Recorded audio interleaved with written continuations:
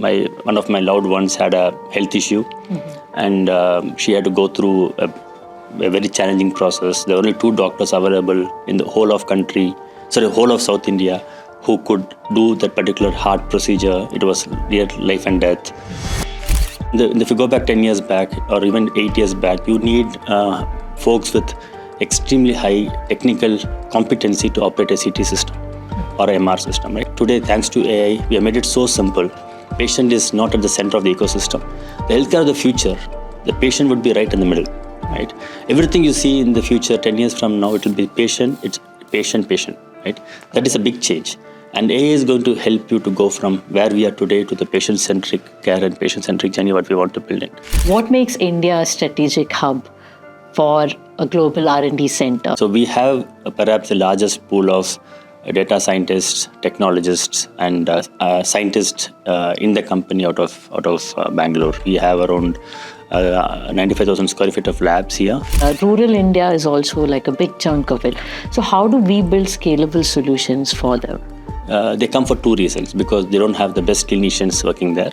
So you want the best doctor, and there's a general perception that the best doctors are in cities, so let me go to the city. There's no patient who wants to leave their hometown and come to a big city.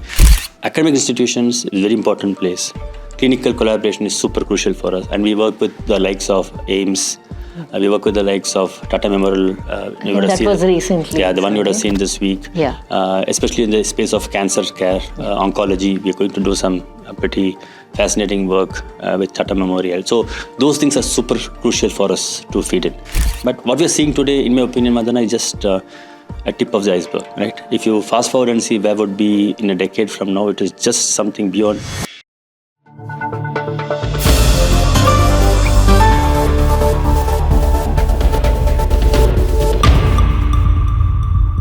What if an X-ray didn't just show you what's wrong, but told you what to do next? We're entering a new phase in healthcare, where the machines used to diagnose, monitor, and scan are no longer passive tools. They're becoming intelligent collaborators, not by replacing doctors, but by helping them see what they might otherwise miss. And this shift is being engineered in India. In this episode of Point Break, we speak to Girish Raghavan, CTO for Women's Health and X-ray at GE HealthCare, to understand how imaging, AI, and clinical insight are converging, not in a test lab, but in the systems being built right now for the people who need them the most. Let's get into it. Good afternoon, Girish. Thank you so much for coming to Point Break. Thank you for your time. I want to understand, let's talk about GE HealthCare. What makes India a strategic hub for a global R&D center? Like, what is it that we have here which attracts most of the good things that happens? Yeah. Firstly, Adana, thank you so much for the opportunity to be part of this interaction. Especially pleasure to be here. If you look at what makes GE Healthcare special and why India and the strategic importance of India as an R&D hub, right? So we have perhaps the largest pool of data scientists, technologists, and scientists in the company out of Bangalore. It is also because we have a very strong pool of technical talents out of India, and that actually helps us to leverage and build products which are having very far-reaching consequences in the healthcare industry. That is one. Second is GE Healthcare has been one of the few companies which could foresee this wave in the country years back. It has been around 35 years since Wipro GE Healthcare has been established, and some of the work we did in the initial years is what has got us to where we are today. Many of the GCCs around the world today are in the very initial stages, and we are much ahead of time in terms of that. And to give some statistics today, in the last few decades, we have from this team we have done more than 1,200 patents for the company. We have made more than 130 products and solutions from India, which caters to both the domestic needs as well as to the international needs. We also have the largest lab or infrastructure in the company in Bangalore. We have around 95,000 square feet of labs here. We have most advanced labs in the country focusing on healthcare development and research. Okay, so all this makes us very unique. The other element of what makes us very unique is also the ecosystem we have in the country.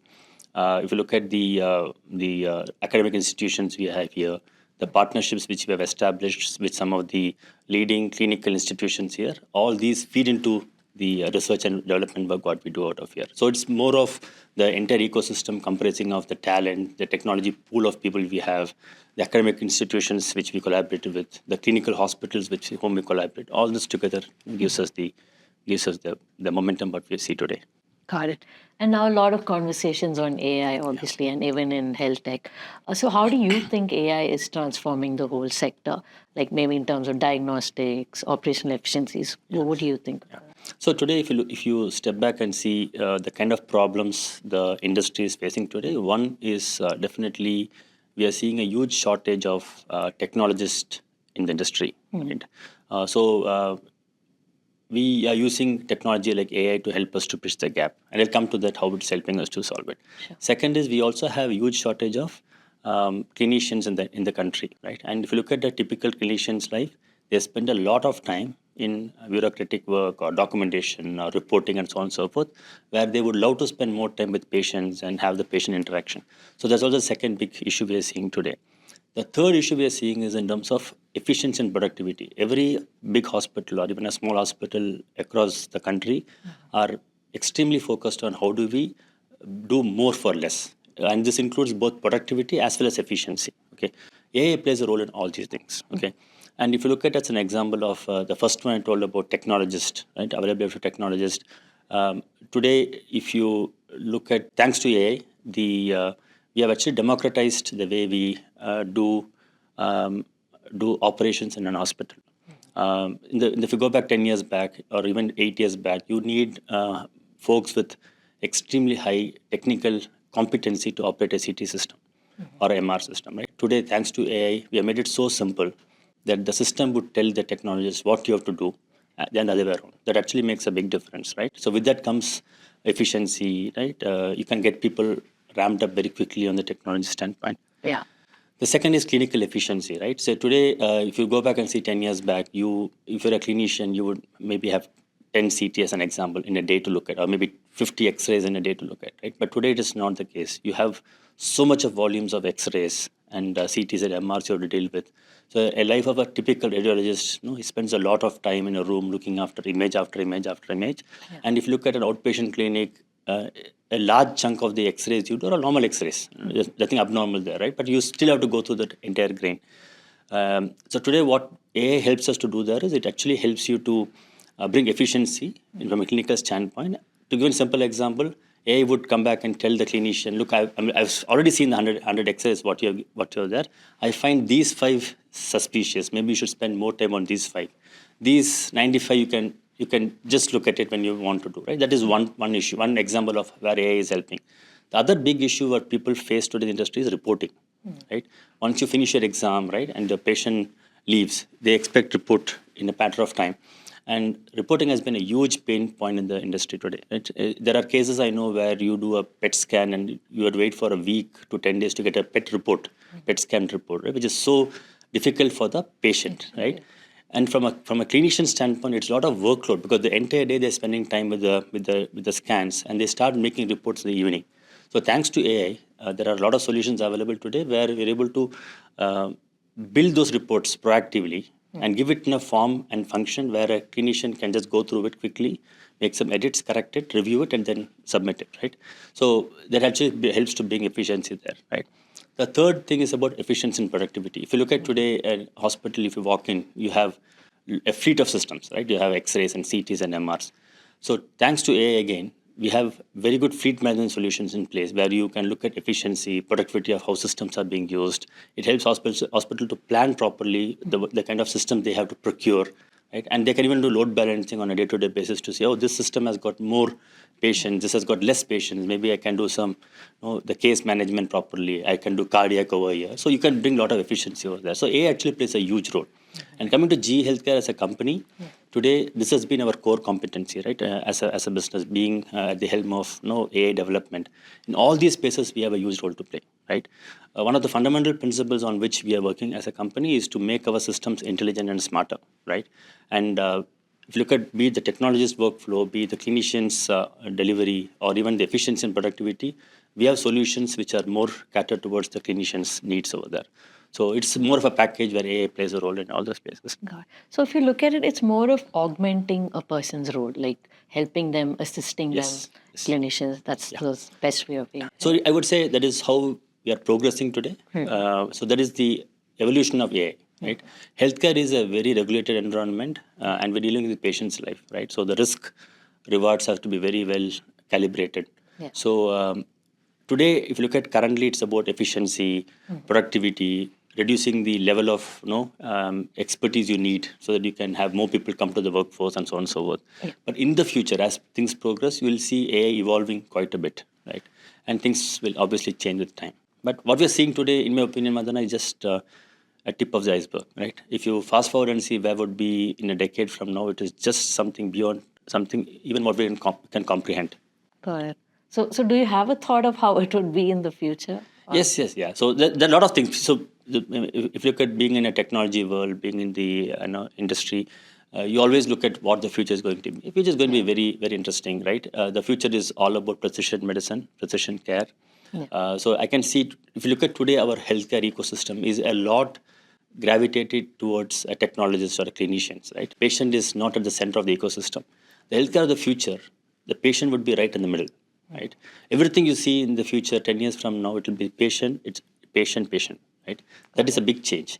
And AI is going to help you to go from where we are today to the patient-centric care and patient-centric journey what we want to build in.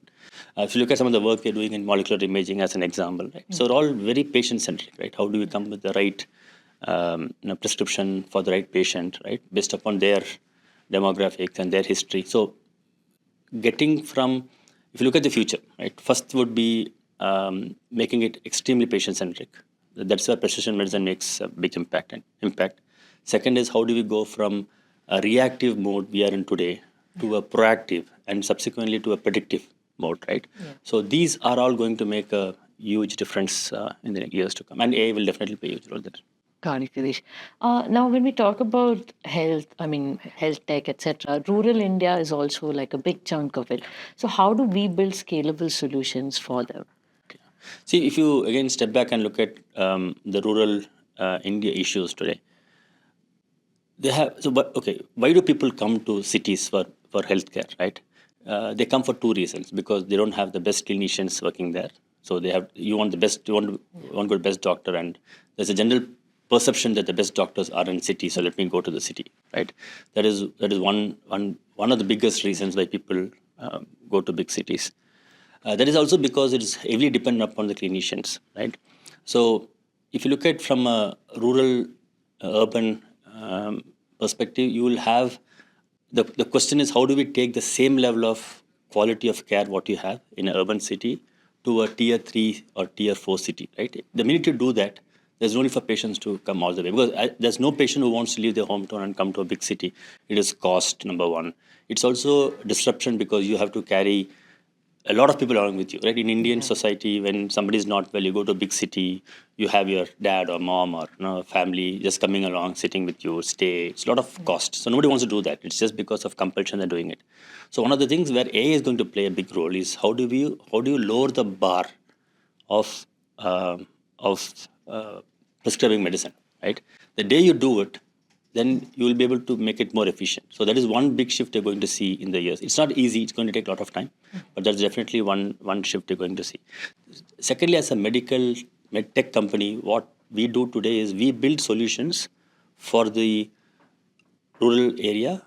We have teams who are focusing on building solutions for what we call tier 2, tier 3 cities. And what we realized is that what we build there is actually scalable across the world. Because as you know, India is one of the most cost-conscious countries in the world, right? So you build a solution for a tier 3 city in India, and we can see clearly that it can scale into an urban city and even take it abroad. We have a lot of case studies like that where we thought we are building for a rural city and we find it has huge relevance in US and Europe. Okay. And I think in all this, collaborations also plays a very important role, right? So how does GE Healthcare, say, collaborate with startups or academia or government? Can you talk about if there are any initiatives, like how do you go about So that? definitely, Vandana. So today, I think the world, we are past the stage where you do everything by yourself, right? I think that will slow you down. It takes years to get to that point. Today, it's about collaboration and partnerships where you find the best across the world and how do you get together to solve a big problem. So in that context, what is very crucial here is the ecosystem which you want to build around, and the ecosystem consists of academic institutions, obviously, right? We work with some of the best biggest institutions in the country like IISc and IITs, where we leverage them on multiple fronts. One, we do some advanced research with them on projects which are going to come several years from now. We do prototypes and risk retire some of those things we do with them.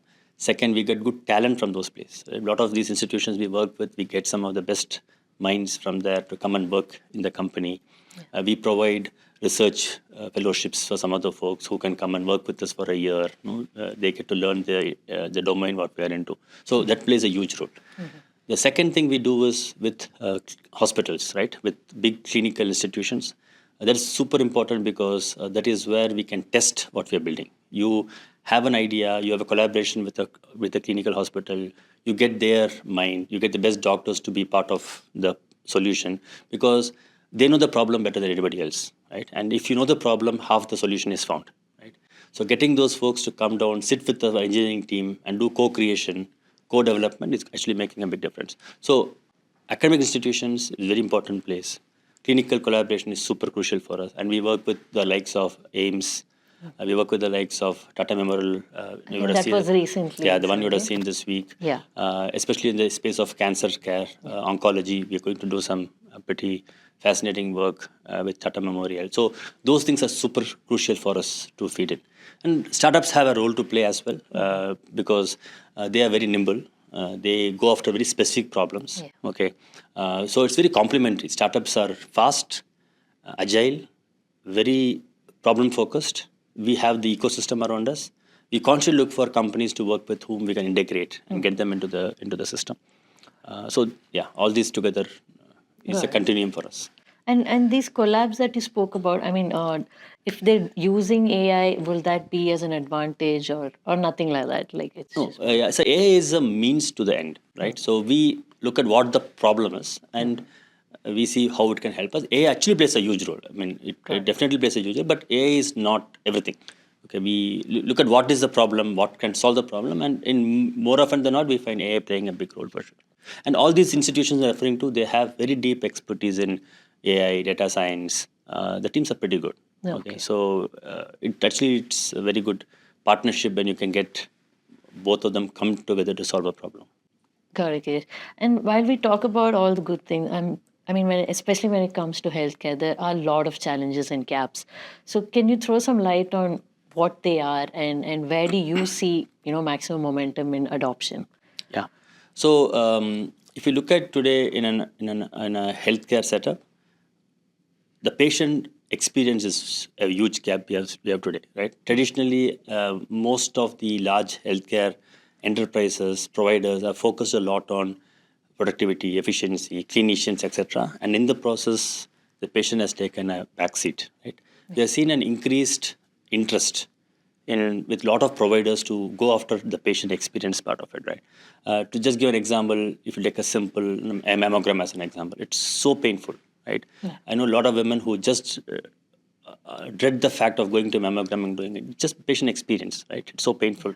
So we see a lot of companies, including GE Healthcare, really focusing on how do we make it much more simpler, right? How do we make it seamless for a patient to go through? So that becomes a huge gap we are after, right? The second aspect of the gap we have seen in the industry is about, as I mentioned earlier, the availability of skilled talent, right? So if you look at an radiology department, you would have very few technologists, right? And you have CTs and MRs and X-rays. So today our customers are coming and asking us, how do we optimize it? It's easy to buy 100 CTs, but I need people to man the systems, right? How do I do that? So there we are seeing a huge gap. Okay, it's not about just equipment and the cost of equipment. It's not even affordability of the equipment. Mm-hmm. It's gone to a point where who can operate it and how they can use it and so on and so forth. So there also we are seeing a huge gap, and we have technologies like AI coming and helping us to make it much more easier for our customers to use. Third is obviously the clinical confidence and clinical outcome. So these are three things. We are seeing a lot of increased load in hospitals. What happened, Vandana, over the years is that the last decade or so, right, especially in emerging countries like India, we have seen a lot of people come out of poverty, and with that comes the propensity to pay. So the number of people who are wanting to get into the healthcare system has increased exponentially, but the healthcare system has not been elastic enough to absorb all the folks coming into, and that creates a bit of a stress in the healthcare system, right? Okay. With increased loads and so on and so forth. So yeah, all these I would say are very pressing problems we are all facing today. So just the last part of that. So when it comes to adoption of it, so how adoptive or how open to adoption are all these people that you kind of work with, collaborate with? Yeah. So what we have realized is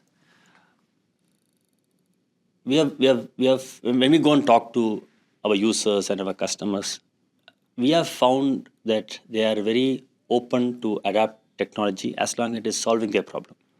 So if you take an example of a clinician who's in a hospital, and this person has to see 100 scans in a day, a clinician, right, from morning to night, and just report everything, and it say it takes 20 hours to do that work or 15 hours to do that work. And if you go and tell him, look, I have a solution which can do the same thing in 8 hours and you get the rest of the time, there's no reason why he will say no, right? Because they all want their time back, right? So I don't see resistance from that standpoint in moving to change. The problem happens is that there is a phase between my current state and the change state. So there is a small time duration. That is a huge hurdle for people to go through, because some customers expect it to be in a platter on day one. That is a change management, right? From you go from point A to point B, there is a bit of a change process which you have to go through to make it easy for, and that is not always, it's like driving, right? You have been driving in India for the last several years, and you go to US and you're to the other side, it takes a bit of time to adjust, right? And I've seen a lot of people who are scared to adjust, and they just don't drive in the US at all, just because they can't adjust. It's very similar to that. Talking about the transformation of GE Healthcare itself, like from device makers to now intelligent solution makers, can you talk about that shift? Why and how did that happen? Okay. So firstly, we as a company are no more a pure device maker. We transitioned out a few years back. Today, our fundamental goal is to build systems which are intelligent, right? When we say intelligent, it means like if you go back and see, 5 years back, the fundamental assumption was the system is dumb and you're intelligent, right? You know what to do, and the system, and you tell the system what to do. In today's world, there is no more true, right? Today, the expectation systems are smarter, right? Just like a car, right? When you're reversing your car and there's an object behind, the car will tell you, look, there's something behind, right? Stop. So you've got sensors around this car which will just tell you what to do. Similarly, our systems have become so smart that it can, when you have a patient on the table and you're doing an MR scan as an example, and the patient has moved so much, before even the technologist even knows that the patient has moved, the system would just raise its hand and say, hey, I think the patient has moved so much, you should take a rescan, right? Or you're doing an X-ray and you find that the X-ray is not good. You have a lot of repeat X-rays. And you do an X-ray, you go back and they ask you to come back again because the X-ray wasn't good. Our systems are so smart today, it can just tell you that, look, this didn't go well, take it again, right? So you are trying to make the system smarter, right, and intelligent. So that transformation is something which we did it a few years back, and we're already in a very mature stage today, I would say. But to do that, you need a different set of talent and skill in the company, right? So that is where all of AI comes into play. You need a lot of data scientists. You need an extremely high level of skills on cloud computing. You need a lot of cybersecurity depth in the organization. So the last few years, we have been systematically and consciously building that level of competence in the company because we know where we want to get to, right? Yeah. So I think that is the shift we made, both in terms of changing our vision to make systems smarter and intelligent, and getting a workforce and building the workforce organically, inorganically, through which you can build the level of competence you need to help you realize your vision. Got it. And that's why you touched upon the talent piece. So my next question is again, so what kind of talent or mindset would be required to bring a full kind of a change in the whole health tech system? I think there's a lot of change if you look at the workforce we had in the medtech industry, say even 5 years back and today. Today's world, you need a lot of agility, right?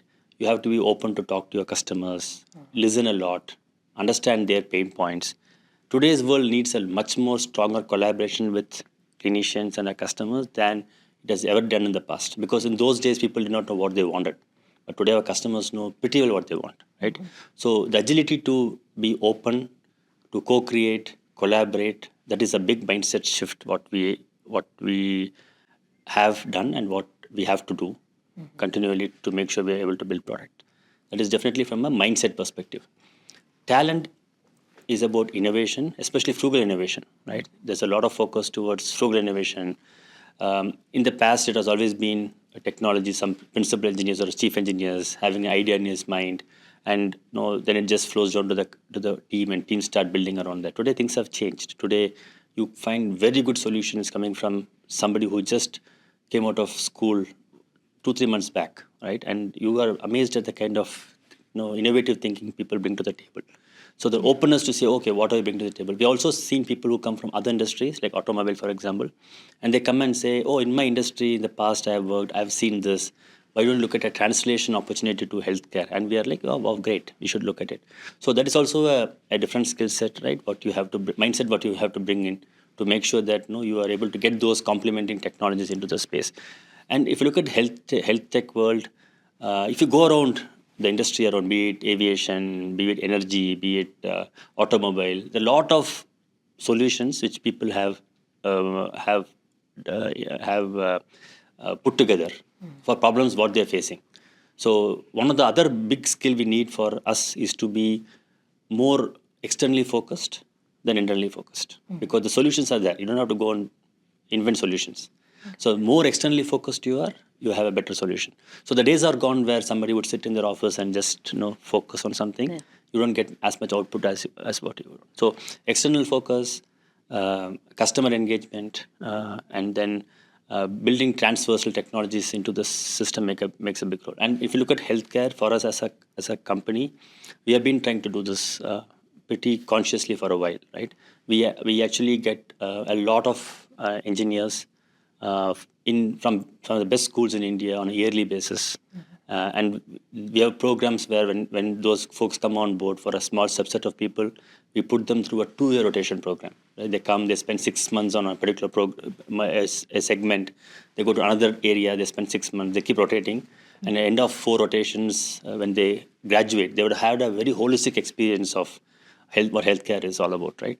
And we also send those folks to other hospitals in the country, spend some time over there. They listen, understand what's happening. So we do that quite a bit.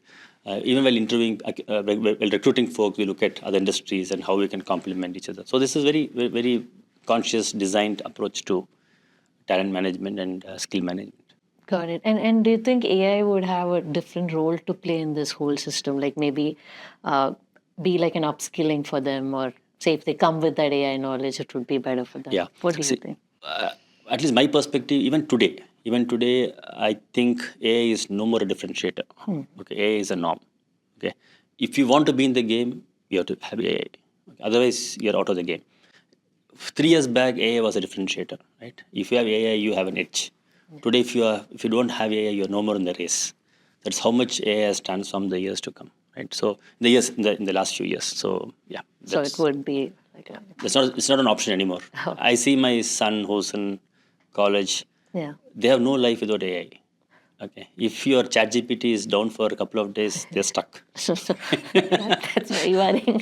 Yeah. But I think that's how it's changing. Got it. Girish, one last question on your journey. I mean, you've been in this space for decades. What have you seen personally as a shift in, say, the whole health ecosystem, and what are your learnings along the way? So, if you look at my experience, right, I'm from south of India, from Kerala, and years back when I was a kid, one of my loved ones had a health issue, and she had to go through a very challenging process. There were only 2 doctors available in the whole of South India who could do that particular heart procedure. It was near life and death. We're very scared what's going to happen, and she was in her 30s maybe at that point in time. she was off for 6 months to recover, and it was a very complex process. 25 years later, or maybe 30 years later, she had exactly the same problem, recurrence of the same issue. That time she just came by train to Bangalore on a weekday. Next day she went to the hospital. She was in hospital for 2 days. The third day she went back by train by herself to her hometown. Right, that is healthcare transformation. Right, where you're making healthcare less risky, affordable, accessible. Right, that is one time. Today, fast forward. Right, if she has the same problem today, okay, it is an outpatient work. Okay, all you need to do is, from office, just go to the hospital 4 hours, and you can come back home the same day, right? So the shift from a very complex, high risk, 6 months off from work, clinical intervention, okay, to a 2-day hospitalization, okay, and being independent, which I thought that time was a huge innovation transformation, to today's world where you can do the same thing on a CT system, on GE CT systems, as an outpatient activity, is how healthcare has progressed and how medicine has transformed the lives of people over the years. Right? I think that is the power of medical technologies, and that's the power of how healthcare is transforming patients across the world.